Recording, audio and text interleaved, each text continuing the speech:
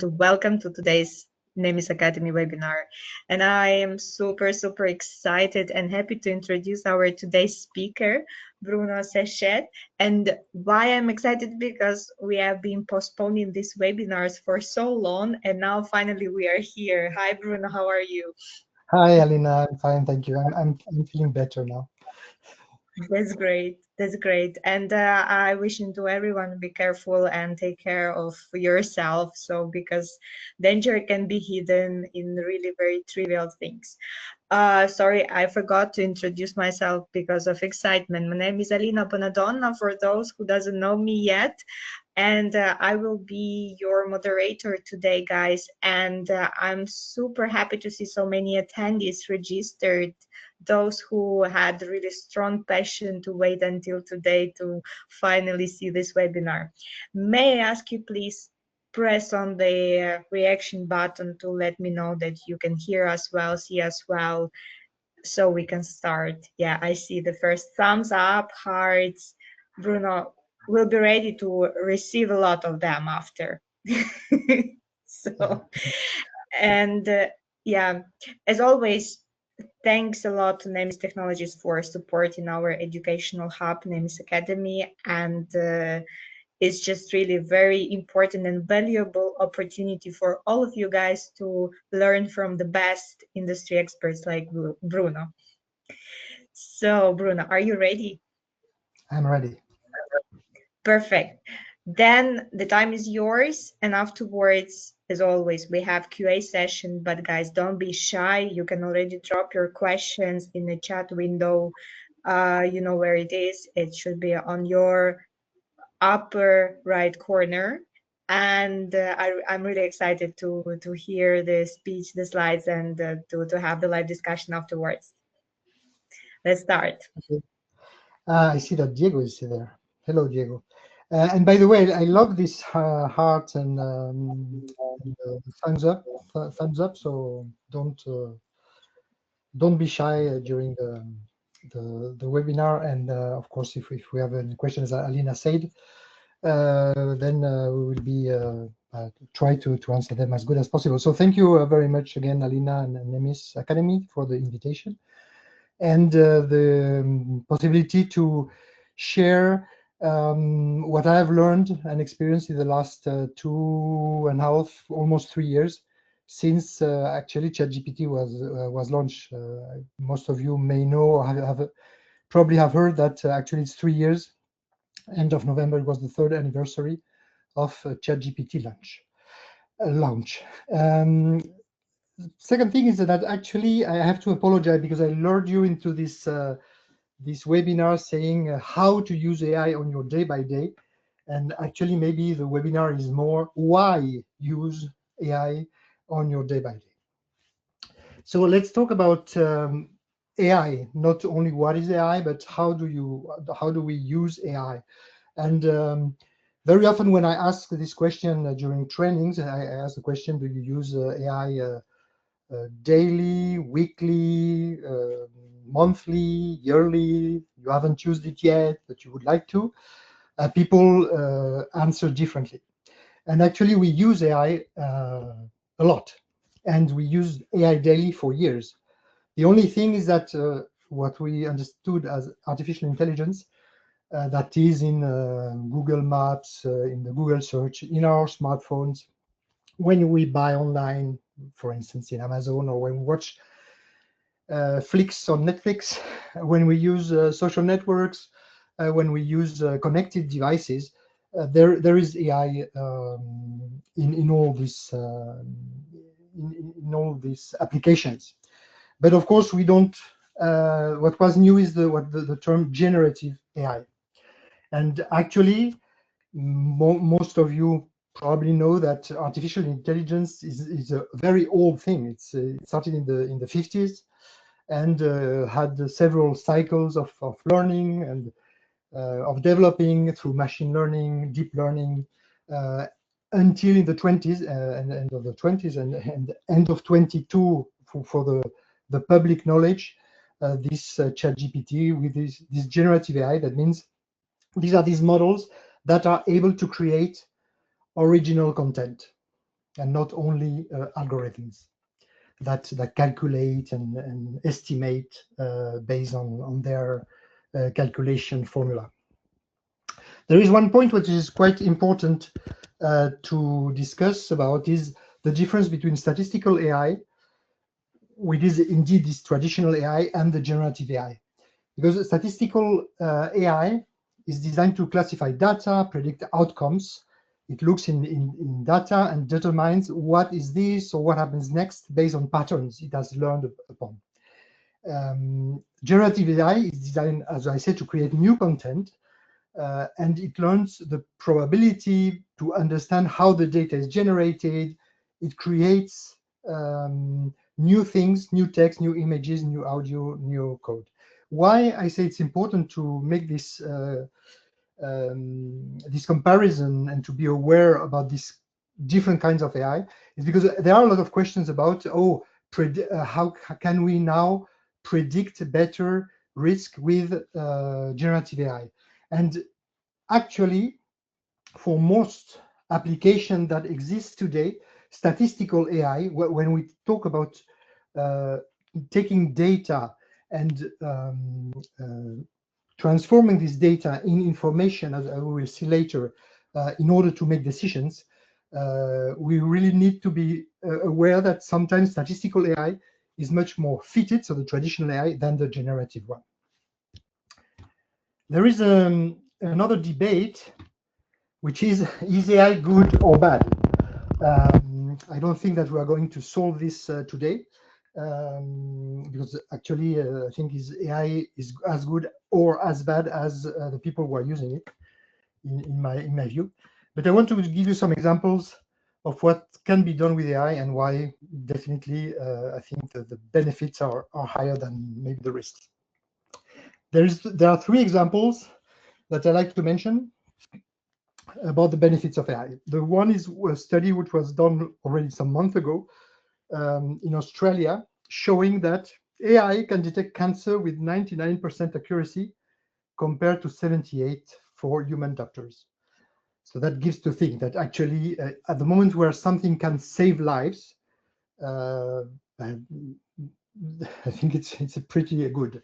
Another example is in United Kingdom, where there are AI-powered glasses with artificial vision that restore independence to blind users. And there is also a Google project about it, which is quite great. Basically, so it doesn't restore the vision. That's for some years from now, probably, when neural links will be implemented.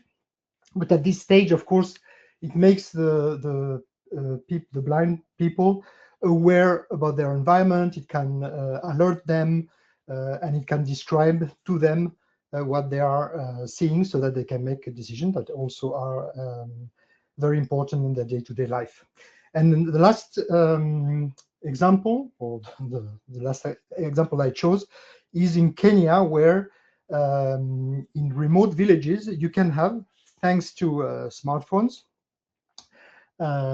children that have trainers, and I would say it's almost like personal coaches, tutors in their own dialect, and to give them the ability to learn, to go to school, what they couldn't do otherwise.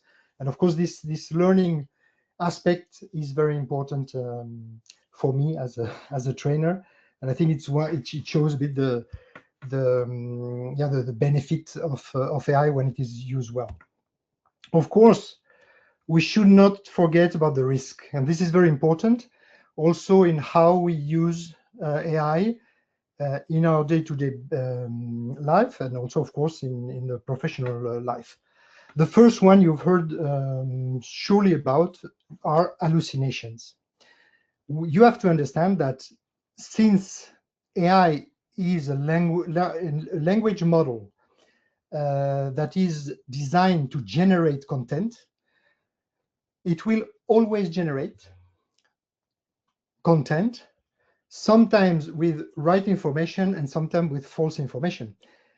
I don't know which experience you have with these AI models, but in 2.5 years, I've never seen one of these models say to me one basic question answer, which is I don't know.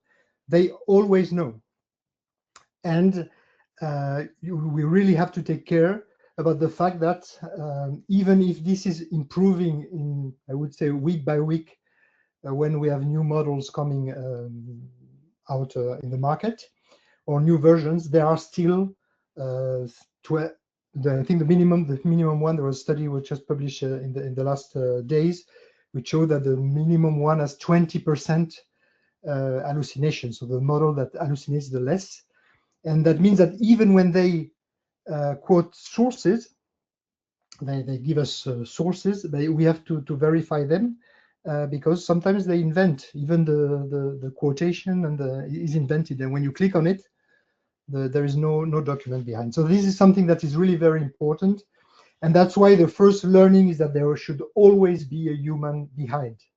I will talk about it a bit later, but of course, the combination between AI and human is the win-win scenario. Of course, you've all heard about privacy and security. This is an aspect which is very important. The kind of data that you give to the chatbots, to the AI is important. Of course, also in the context of companies at work, don't give confidential information to a system when you don't know exactly how the data will be used, especially if you're using free models. Because when you use paid models, then there is security connected to that.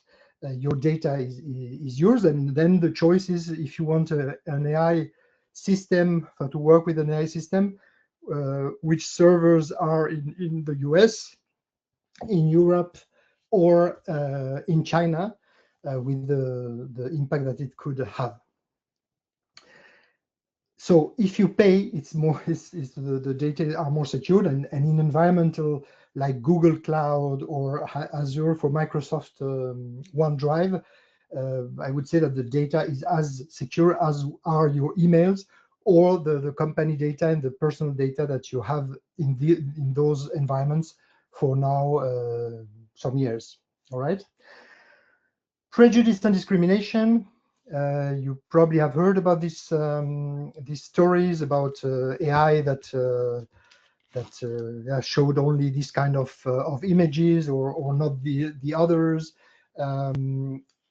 It's clear that AI has the prejudice and the discrimination related to the data it was trained with. So the data, the models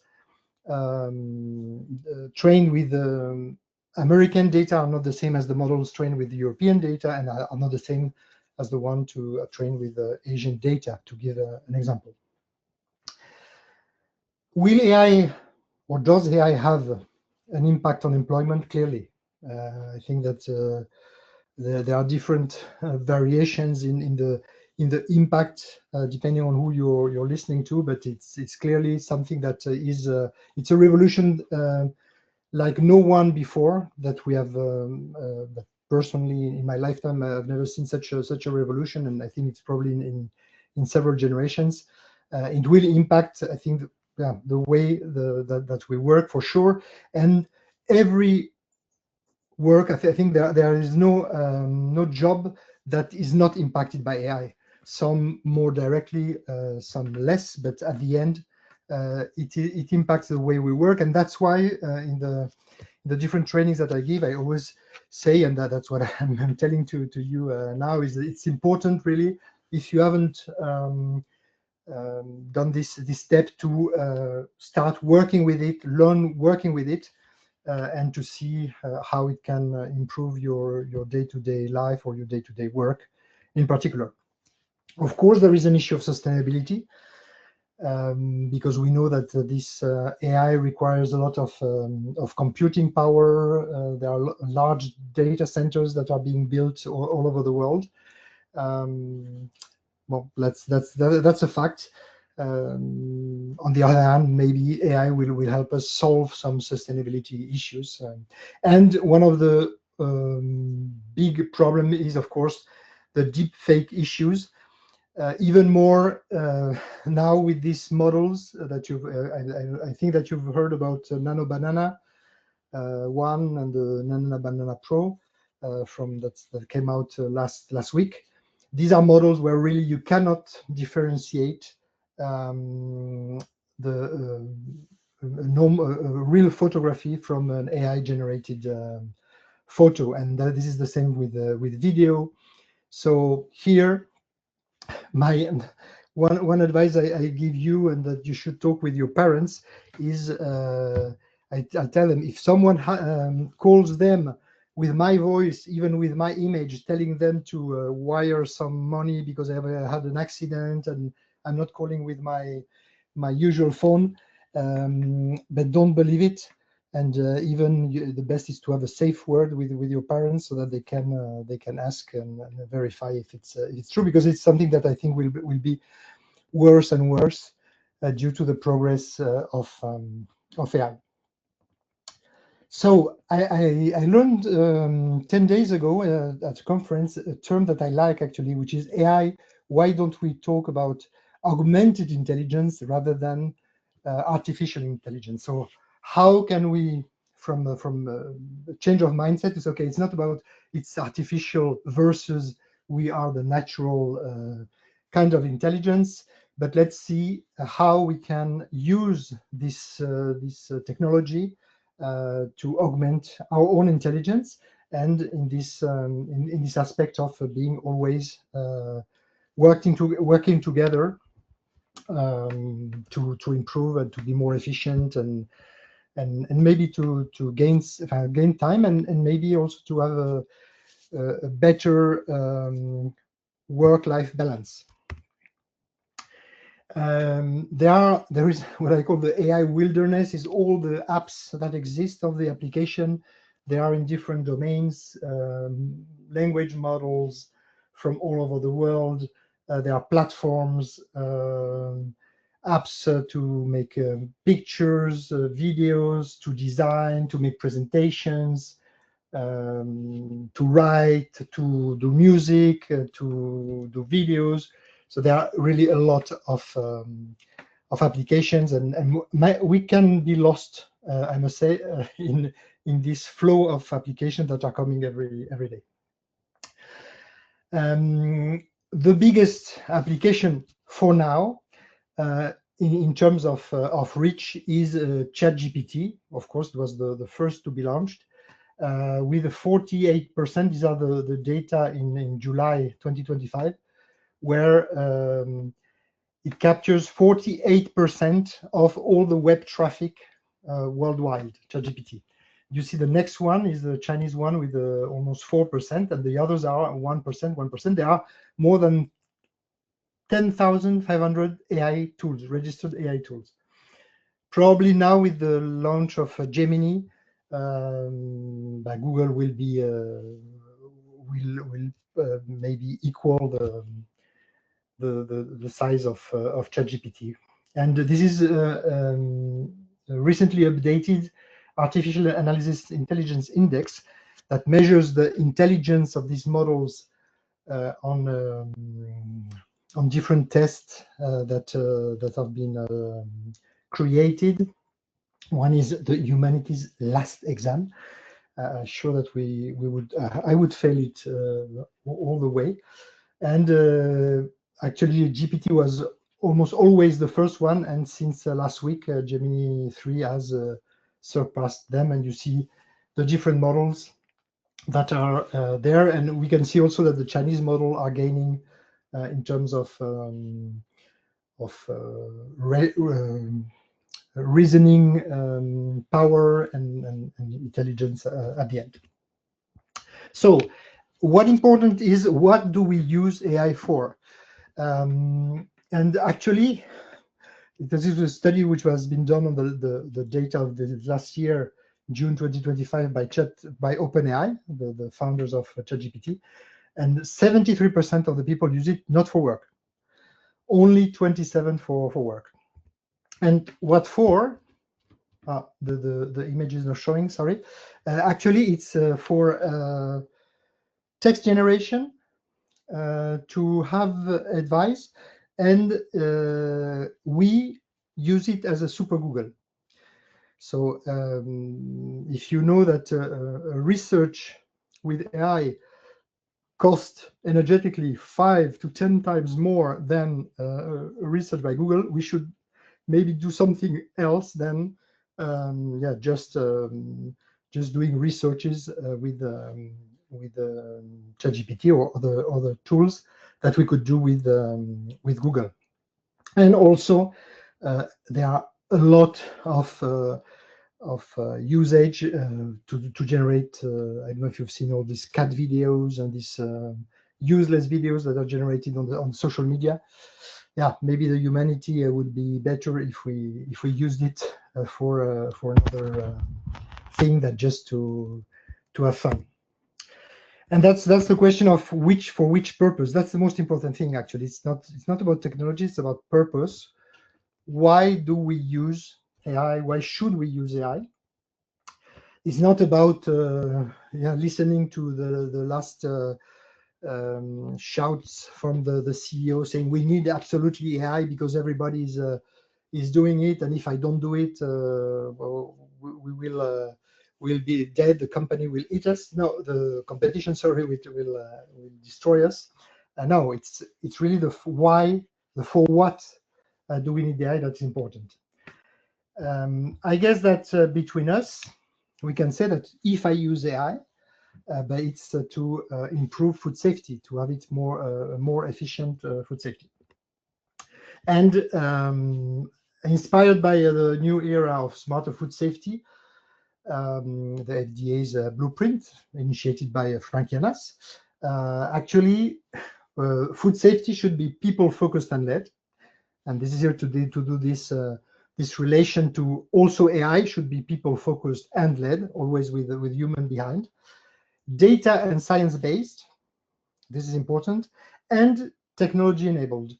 That is to say that AI is not the goal itself, it's just an enabler. So we should keep this in mind always. And as I say, this is what is important in this augmented intelligence is to foster this collaboration between human and AI.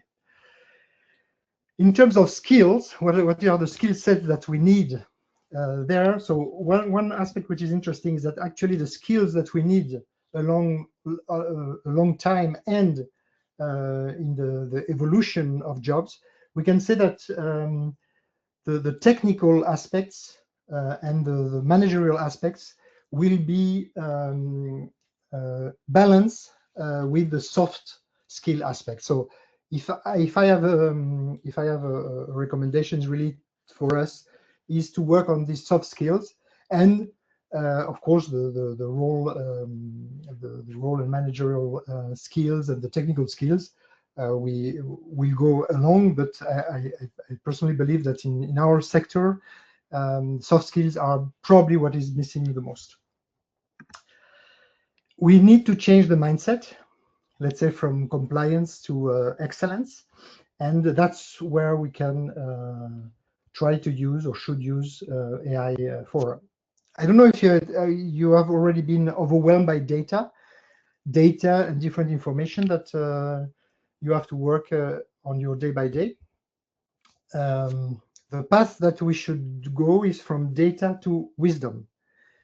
For that, there is one concept which is DAIKY, which is actually go from the raw data to information. Here, for instance, by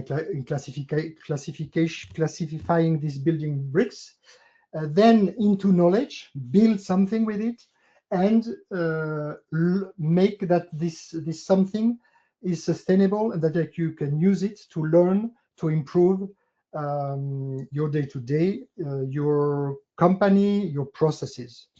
And that's the way we should look at data, at records that we have in our management systems.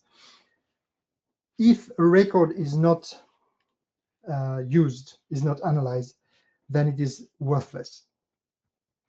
Please remind this. Have this in mind.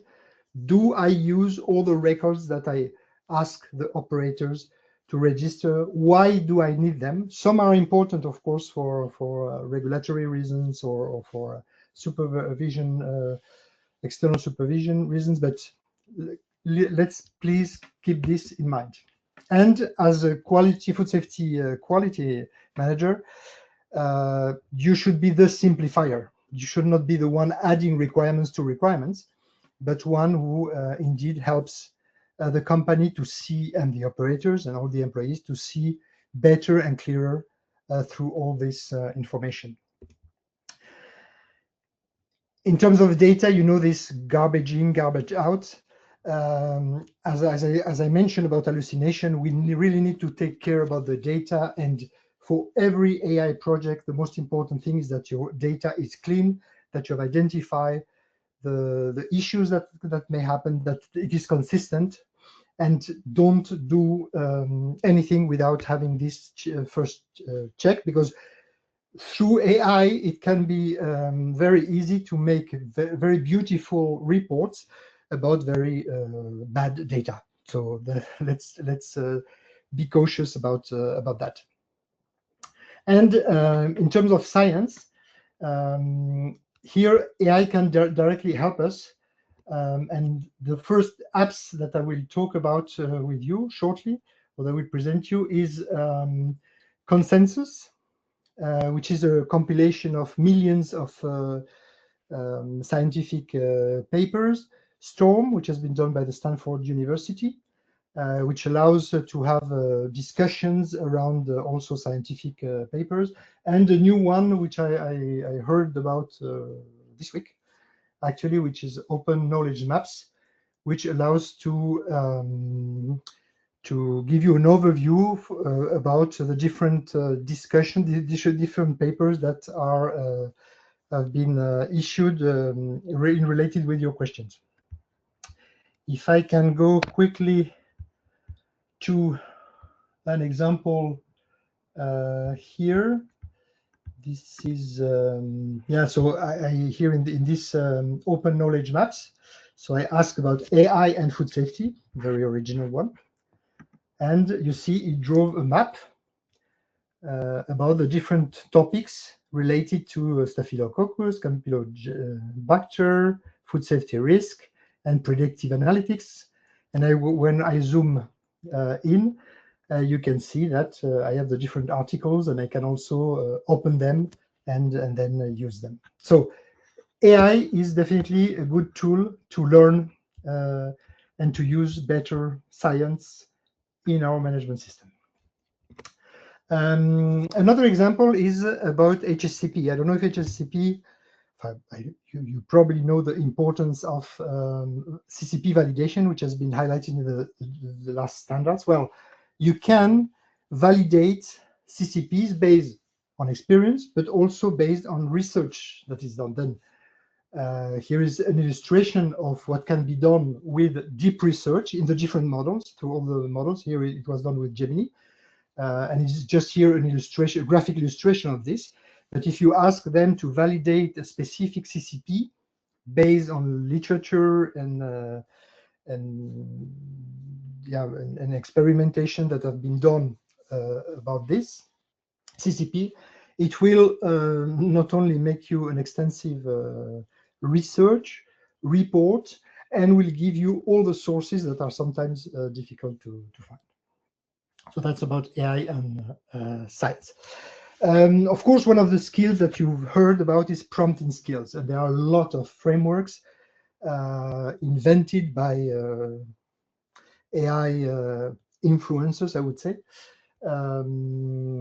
I think you can forget about them because I think at the end they make things a bit more complicated. There are three elements that must be in every prompt. It's the context. So what are you working about? The role, it can be your role or the role that you give to the model. Actually, it's the same that you say you are an expert in food safety, or I am an expert in food safety. For the model, it's just the same. And exactly what are you expecting? Because AI doesn't read mine, so sometimes I hear some friends that say, "Oh, I've tried AI, and I asked him a question and he didn't answer correctly, so I say, well, it's useless." But have you asked correctly? Have you asked exactly what you expected? That's really the question that we have to ask ourselves. And AI can't read minds, but it can write prompts. So there are some models that are out about how to write prompts. So there are applications. OpenAI as the launch one. But basically, you can also ask each of these models, I want to have this. Please write a prompt for me, the best prompt for me, in order to get the information I want. So that's the way I mostly use it. And at the end, it's not about prompt; it's more about imagination. So what do you imagine that you can do with AI?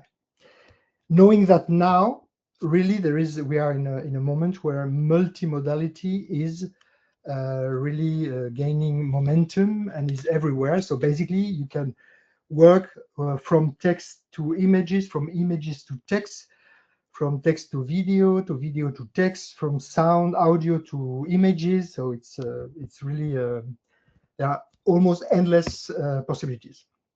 How can AI help us to improve culture? That's the question that I wanted that we ask ourselves.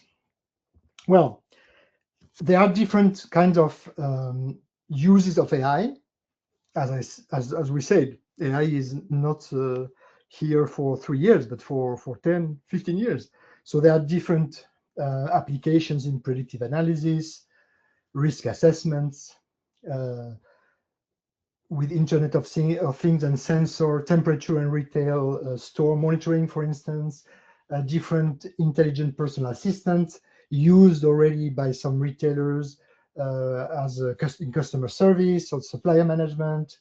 Of course, we can use text-to-speech, text recognition, machine translation, and of course, all the tools for vision that you already use in the foreign body detectors, for instance, or different augmented reality applications that can be done for training. I want to focus on some applications related to food safety culture and that are available for everyone to use in these different models.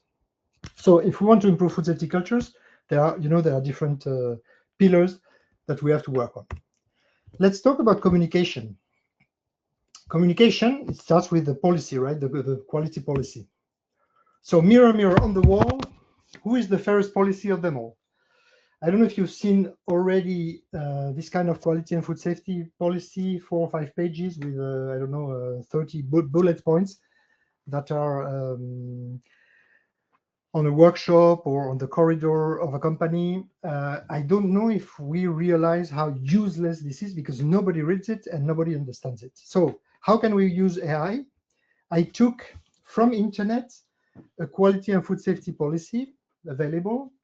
And you see it's already also 10 or 15 bullet points. And I asked if it could be simplified. There is one magic prompt, ELI10. What does it mean? It's explain like I am 10. So basically you can do that. You can do that in any model, ELI10. And then you can input your text, and it will explain either a concept or a more complex text. And here you see that's the answer of for a 10-year-old audience. So this is the name of the company and what are the key principles that we can see in this document. But we can go a step further and ask, please make an illustration of the key points of the policy that is visible and impactful for all. And this is the result. And this is also done with AI. So quality and food safety simplified. That's what I asked. The commitment, everyone's job, the principles, and our goal. We can also use it to have what are the 10 golden rules of food safety. Here, the stakeholder rules are given as an input, and the AI generates the infographic. Okay, then another part about food safety culture is about learning and training. It's about training, but of course learning is related to it. And here there is one tool that really everybody should know. It's more and more popular, but it's been out for a long time now. And Notebook LM. I don't know if you can put a thumbs up for those who know Notebook LM. Diego, I'm not surprised. Yeah, some of you. Jeff, hello Jeff. Oh, Jeff is there. Cindy. Okay, some of you know, but it's really one of the greatest tools that exist. And I just want to make you an example. I took the book of Frank Llanas in Spanish. I uploaded it, and I asked him to do, him or her, we never know, they, I guess. This is an infographic done without any prompting. It's just pushing the button. Then you can select and have him focus on some aspects. And the other one is the, I know it failed, but you can also do some slide decks for about just checking. Yeah. So here, for instance, is a slide deck about the use of ChatGPT, which is generated in some minutes. And of course, this is useful when you want to explain concept and also to use in your training. So in terms of training and presentations, there is one tool that I like a lot, which is Gamma. You have here a QR code to get access to it.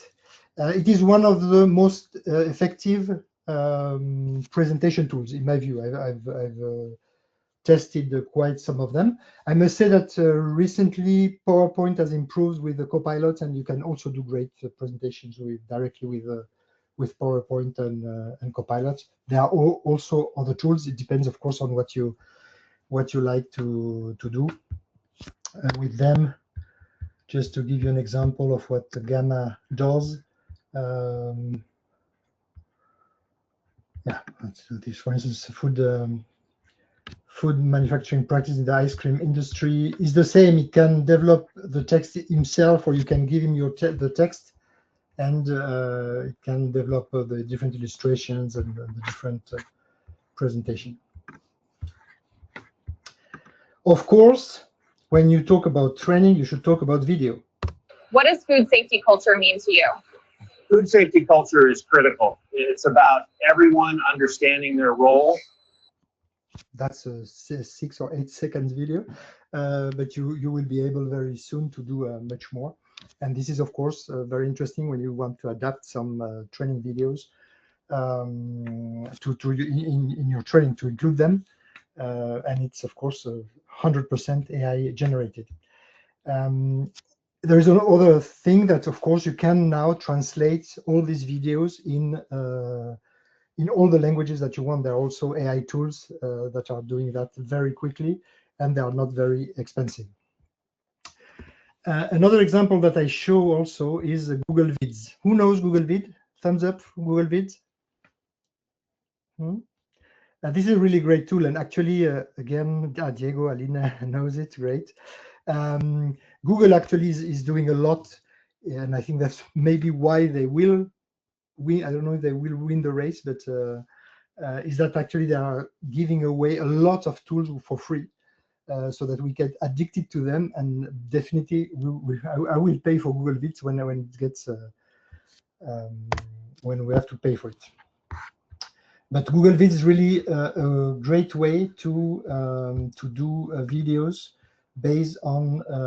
Welcome to our video on good manufacturing practices in cheese. On any topic, actually, you can do it. It depends on the prompt. You write the prompt, and let's explore the essential guidelines that ensure the quality and safety of your favorite cheeses. Good manufacturing practices, or GMP. are critical in the cheese industry to maintain product integrity. They help cheesemakers produce consistent and safe products. And what is great is that you can change the voice, the voice, the images. You can use now avatars. You have the text that you can choose, and you have all the different slides. It's like a presentation, it's like a PowerPoint if you want, but with video that are automatically integrated with the transitions that are done and all this, and everything is editable. So Google Viv is definitely something that you need to have in your portfolio, AI portfolio. Of course, we cannot avoid talking about Nano Banana and AI which is free in Google AI Studio, which is really also a great platform to test all the new things from Google. And some applications, this one I've done in Google Studio. So you take the photo of yourself, for instance, or anybody in the plant, and you ask him to add these PPEs, and the result is here. So you can, here with all the PPEs, and you can have them remove the gloves, remove the helmet, and then you can do some, use it as trainings, for instance. Another use recently with the Nano Banana Pro is about instruction writing, and this is something that is talking with friends and partner, where indeed the idea is, okay, I have a machine there, and I ask him generate an infographic indicating which part of this Corazza machine, this is the name of the machine, must be checked when there is a sealing problem on the processed cheese portions, and what are the first maintenance steps. So this is the prompt is the photo and this text, and this is the result. And it's correct. Of course, you have to check with the machine, but it's correct that indeed you have to check the sealing head, the sealing surface, the pressure. You have to, and first maintenance step, clean and inspect, calibrate, replace worn parts. And these are done with very simple prompts. Of course, you can really very well specify where you want this text to be and which text you want to put in your instructions. Meetings. I'm not talking about, we could talk about online meetings and how I hope that nobody who does meeting minutes here that are more than 1 hour, that take more than 1 hour. Alina makes a lot of meeting minutes because there are a lot of tools to have a very effective minutes making online, but it also can be used with photos. This is a board that we did in a food safety culture training last week with a customer of mine, and I asked during the training live to summarize all what had been done by the different person, and this is the summary.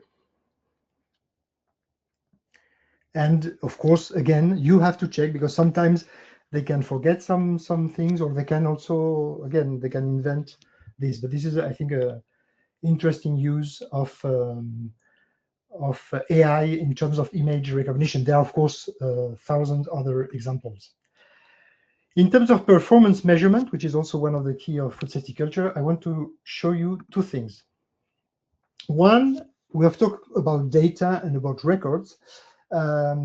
This is a test that I've done some months ago, generating myself handwritten records. Okay, and you can please try it in your plants with the records that you have, and then based on the result, you will be able to see what you can improve or what you should change in these records, so that actually the information that is in the handwritten records can be used effectively. But here, so from these different documents, there were I think already 20 documents. I scanned them, I put it in AI model, and he gave me the different report with the different non-conformity areas, even corrective actions, and here what are the departments with more non-conformities or findings in the different departments. And this works in ChatGPT, in Gemini, but also with the Copilot. Another aspect is about employees' feedback, which is important in food safety culture. So here we have an employee feedback questionnaire that has been filled by the employees. And I just feed it in the model and I analyze this data set and generate a dashboard about the food safety culture level.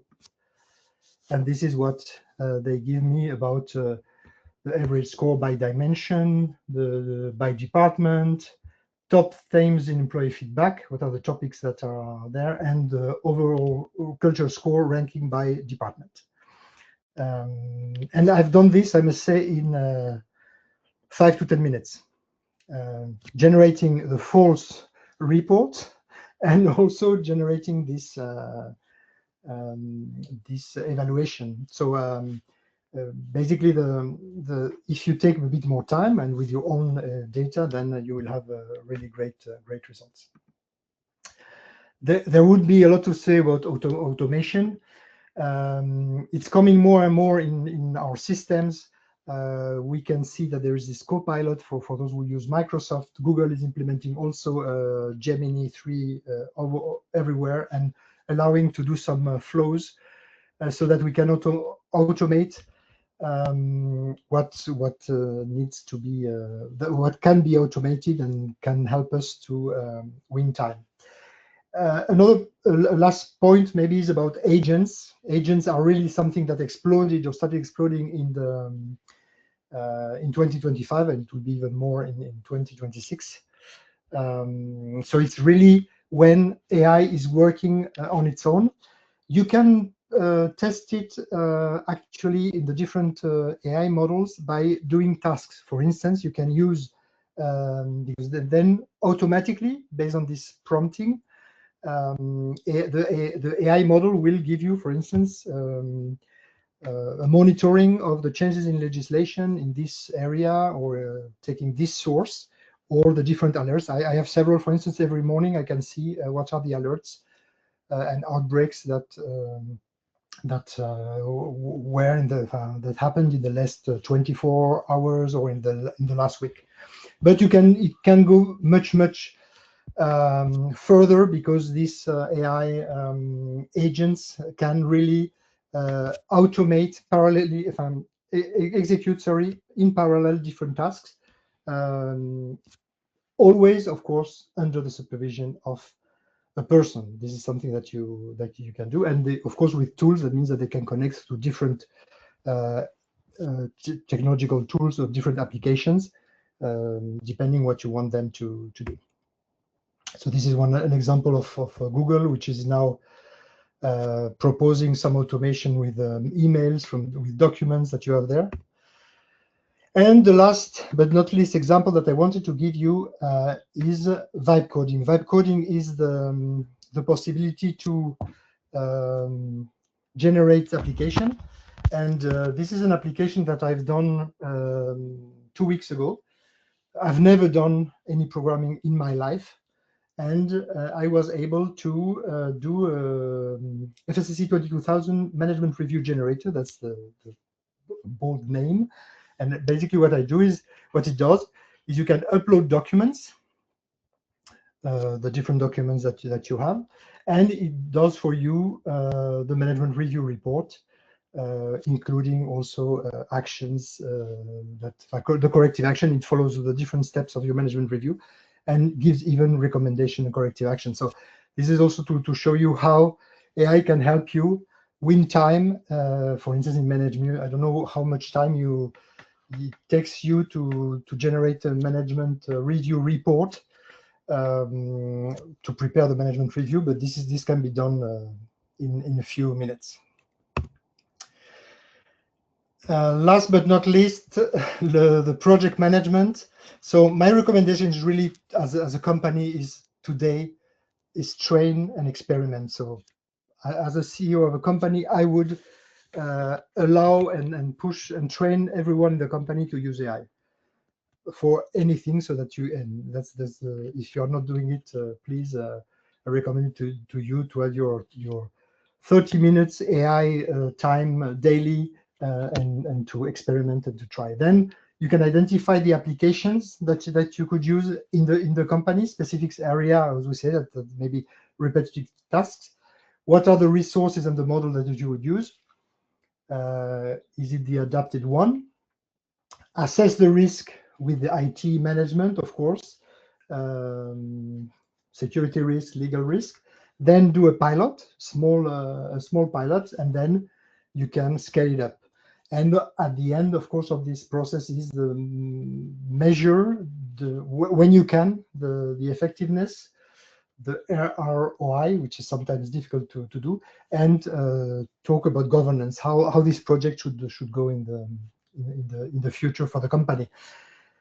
A lot of the big projects that fail is because they are too big. So it's better to have smaller projects that really make sense to each one of us, rather than start with a mega project with a very complex one, and that at the end won't bring what you expect from it.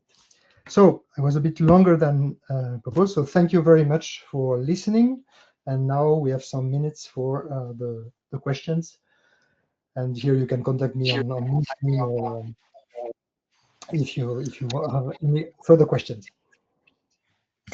Thank you so much, Bruno. And I see already reactions are coming.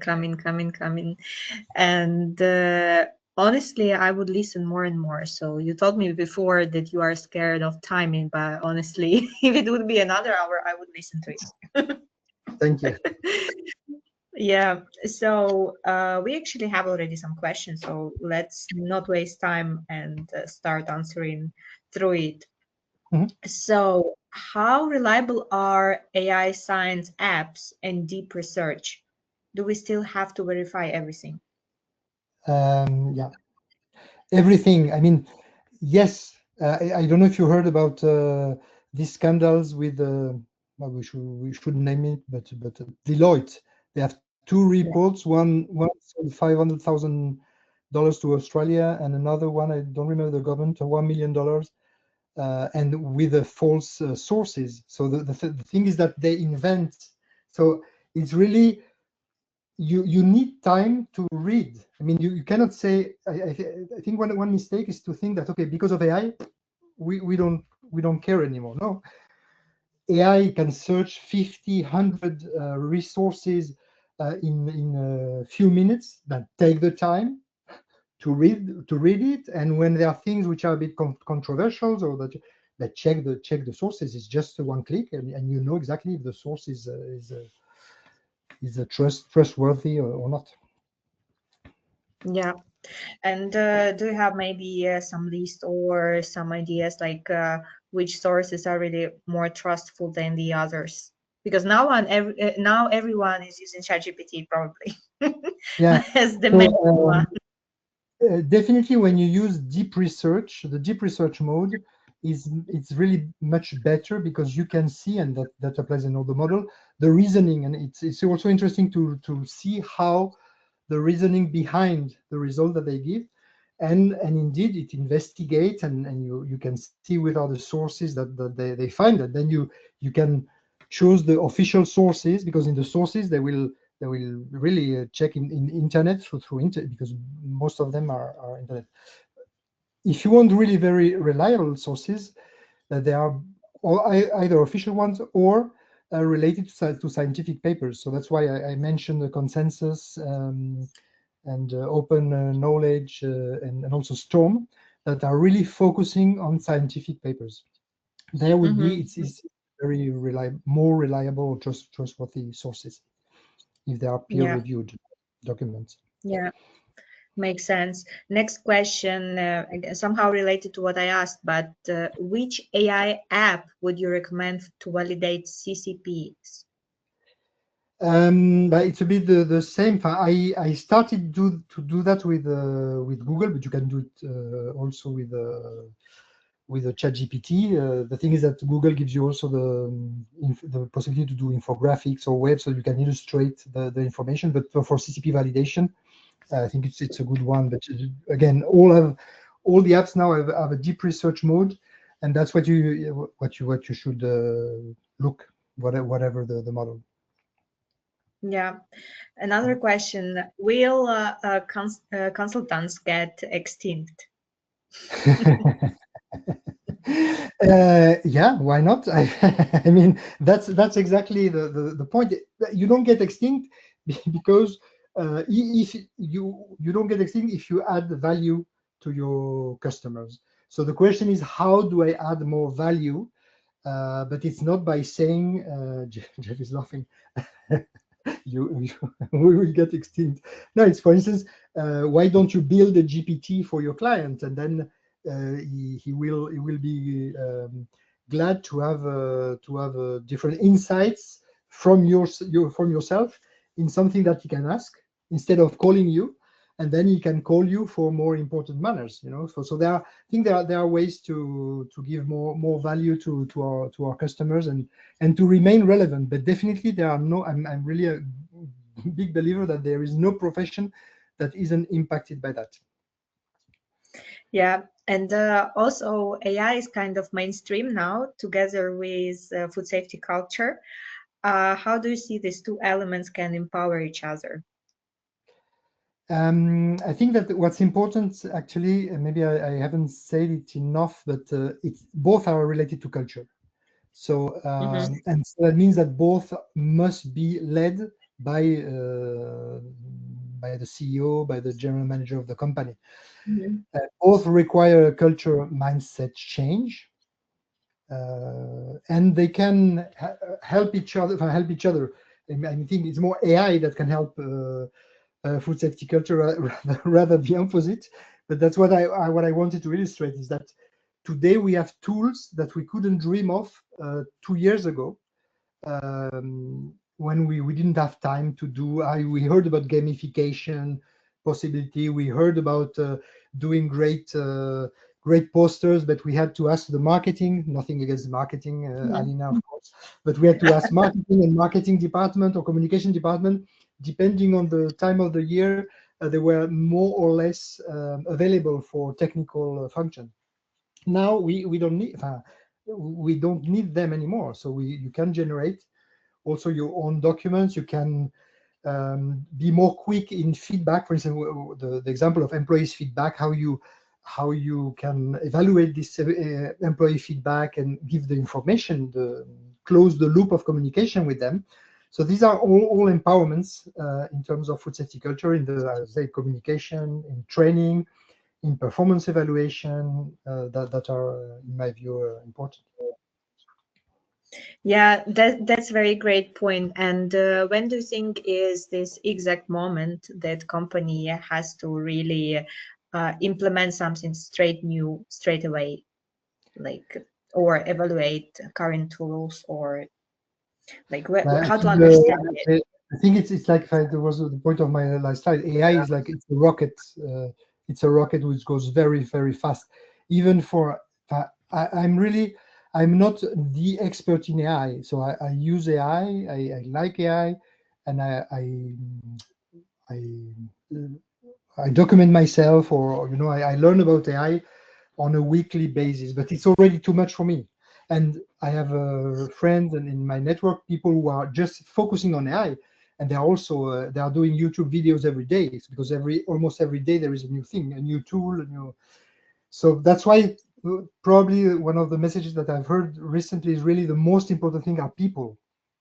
People are the ones who should be empowered to use AI before the companies, before thinking about great systems. But the sooner the better. I think the companies must be, like, individuals and company must step in this rocket, because I think of course I don't know if it's ever too late, but probably the companies that don't use AI, or the people that don't use AI, will be at some point replaced by companies or people that use it better than them.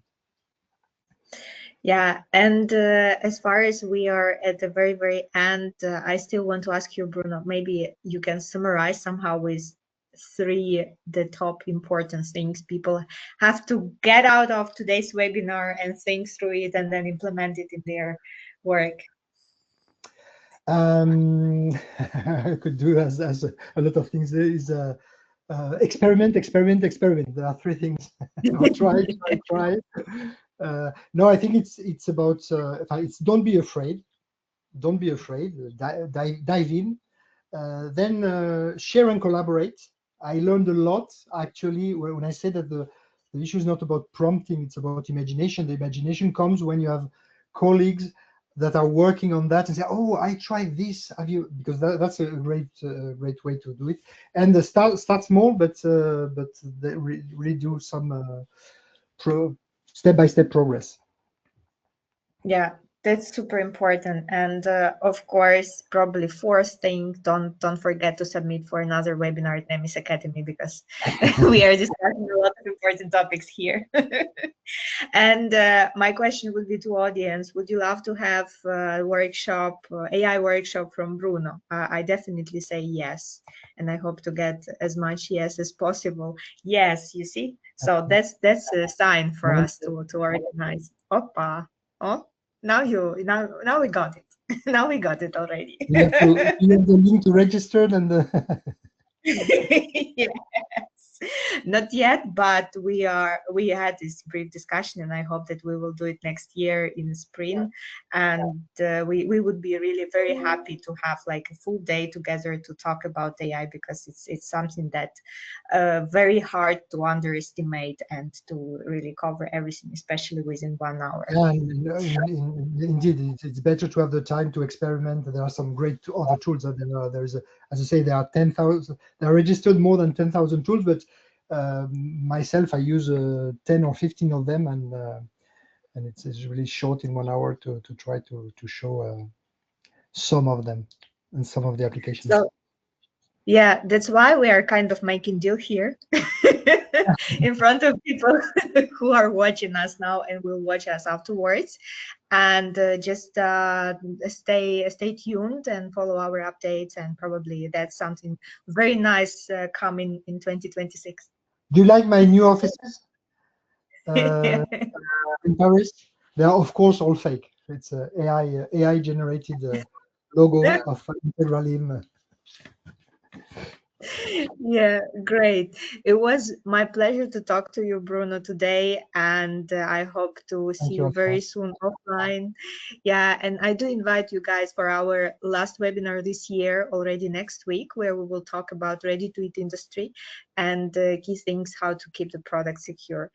And wishing you all who are at the evening time, like myself, to have a great chillful evening. For those who just started their day, to have relaxing day, and see you very soon. Bye bye. Bye bye. Thank you all. Thank you. Thank you, Alina.